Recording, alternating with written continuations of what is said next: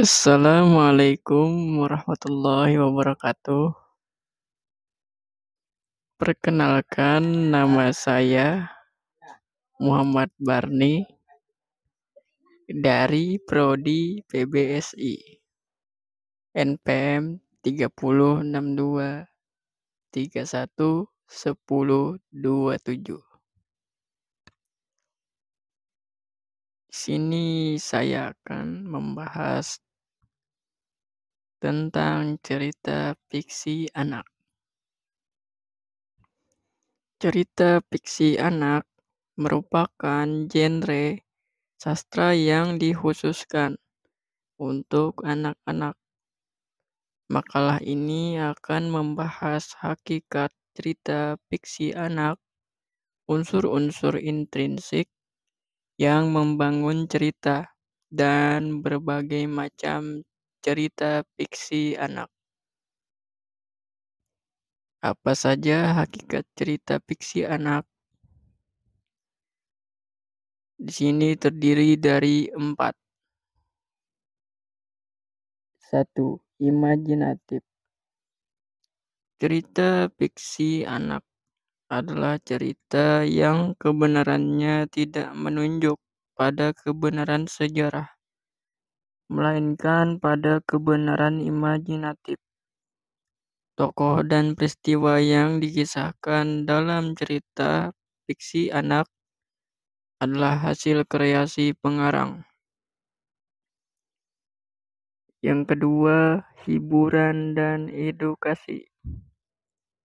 Cerita fiksi anak bertujuan untuk menghibur dan mendidik anak-anak. Melalui cerita, anak-anak dapat belajar tentang nilai-nilai moral, pengetahuan, dan berbagai hal lainnya. Yang ketiga, beragam genre. Cerita fiksi anak dapat dibedakan ke dalam berbagai genre, seperti fiksi realistik, fiksi fantasi, fiksi formula, fiksi sejarah, dan fiksi biografis. Selanjutnya, unsur intrinsik cerita fiksi anak. Apa saja yang ada unsur intrinsik di cerita fiksi anak? Yang pertama, tokoh. Tokoh adalah pelaku dalam cerita fiksi anak. Tokoh dapat berupa manusia, binatang, atau objek yang dipersonifikasikan. Tokoh memiliki karakteristik yang membedakannya dengan tokoh lainnya. Yang kedua, alur. Alur adalah rangkaian peristiwa yang terjadi dalam cerita fiksi anak. Alur dapat bersifat kronologis, sorot balik, atau gabungan keduanya. Alur juga melibatkan konflik yang menjadi motor penggerak cerita. Yang ketiga, latar. Latar adalah tempat, waktu, dan lingkungan sosial budaya tempat cerita fiksi anak terjadi. Latar berfungsi untuk memperjelas konflik, tokoh, dan tema cerita. Yang keempat, tema. Tema adalah ide pokok atau pesan yang ingin disampaikan. Dalam cerita fiksi anak, tema dapat diungkapkan secara eksplisit atau implisit. Selanjutnya, moral dalam cerita fiksi anak. Moral adalah nilai-nilai baik yang ingin disampaikan kepada pembaca anak. Moral dalam cerita fiksi anak dapat berupa hubungan manusia dengan diri sendiri, sesama, lingkungan, dan Tuhan. Moral dapat disampaikan secara eksplisit atau implisit. Sudut pandang dalam cerita fiksi anak. Persona pertama. Cerita dikisahkan dari sudut pandang tokoh aku atau saya. Persona ketiga.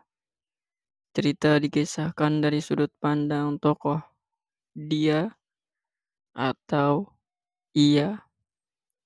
Maha tahu. Narator mengetahui semua hal tentang tokoh dan peristiwa dalam cerita. Selanjutnya, stile dan nada dalam cerita fiksi anak. Stile adalah cara pengungkapan bahasa yang digunakan dalam cerita fiksi anak. Nada adalah sikap atau perasaan pengarang terhadap cerita dan pembaca. Nada humor sering digunakan dalam cerita fiksi anak untuk menghibur dan memberikan kepuasan kepada pembaca. Macam cerita fiksi anak. Macam cerita fiksi anak ada terdiri dari 5. Yang pertama, novel. Cerita panjang yang terbit dalam satu buku. Yang kedua, cerpen. Cerita pendek yang biasanya dimuat dalam majalah atau surat kabar. Yang ketiga, fiksi realistik. Cerita yang mengangkat kehidupan nyata anak-anak. Yang keempat, fiksi fantasi. Cerita yang menampilkan tokoh dan peristiwa yang bersifat fantastis. Yang kelima, fiksi historis. Cerita yang mengambil bahan dari masa lalu dengan penekanan pada peristiwa sejarah. Selanjutnya, fiksi realistik. Yang pertama, kehidupan sehari-hari. Cerita fiksi realistik mengangkat kehidupan sehari-hari anak-anak seperti pertemanan, keluarga, sekolah, dan binatang peliharaan. Yang kedua, model kehidupan. Fiksi realistik menawarkan model kehidupan yang dapat dipelajari oleh anak-anak seperti nilai-nilai moral, etika, dan tanggung jawab. Yang ketiga, daya tarik. Fiksi realistik menarik karena mudah dipahami dan dihubungkan dengan kehidupan nyata anak-anak. Selanjutnya, fiksi fantasi. Fiksi fantasi menampilkan tokoh dan peristiwa yang bersifat fantastis seperti makhluk ajaib, sihir, dan dunia lain. Fiksi fantasi memberikan ruang bagi imajinasi anak-anak dan mengajak mereka untuk menjelajahi dunia yang penuh keajaiban. Sekian, terima kasih.